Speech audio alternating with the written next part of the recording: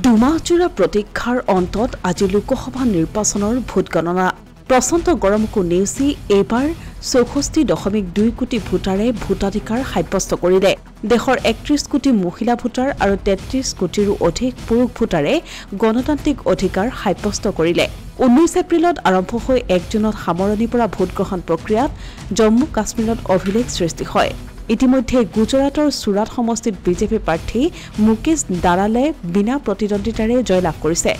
৫৪২ সংসদীয় সমষ্টিৰ ভোটগণনাৰ সমান্তৰালকৈ উৰিষ্যা আৰু অন্ধ্ৰপ্ৰদেশৰ বিধানসভা নিৰ্বাচনৰো আজি ভোটগণনা ফলাফল ঘোষণা হ'ব হিমাচল প্ৰদেশৰ ৬টা বিধানসভা সমষ্টিৰ উপনিৰ্বাচনৰো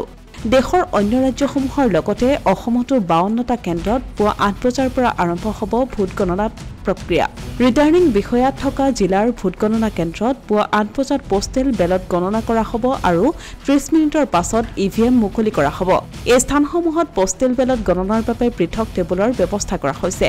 সৰ্বমুঠ ১,২৮,২৯৯টা পোষ্টেল বেলট প্ৰদান কৰা হৈছে অসমৰ ১৪টা লোকসভা সমষ্টিৰ মুঠ ১৪৩ গৰাকী প্ৰাৰ্থীয়ে প্ৰতিদ্বন্দ্বিতা কৰিছে ব্যাপক নিৰাপত্তা বেষ্টনীৰ মাজেৰে পুৱা ৮ বজাৰ পৰা আৰম্ভ হ'ব ভোটগ্ৰহণ প্ৰক্ৰিয়া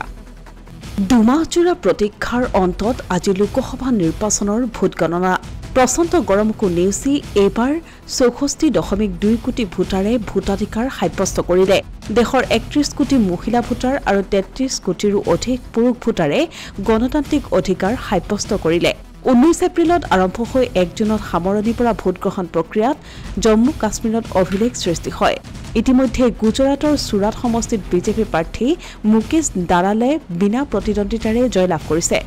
৫৪২ সংসদীয় সমষ্টিৰ ভোটগণনাৰ সমান্তৰালকৈ উৰিষ্যা আৰু অন্ধ্ৰপ্ৰদেশৰ বিধানসভা নিৰ্বাচনৰো আজি ভোটগণনা ফলাফল ঘোষণা হ'ব হিমাচল প্ৰদেশৰ ৬টা বিধানসভা সমষ্টিৰ উপনিৰ্বাচনৰো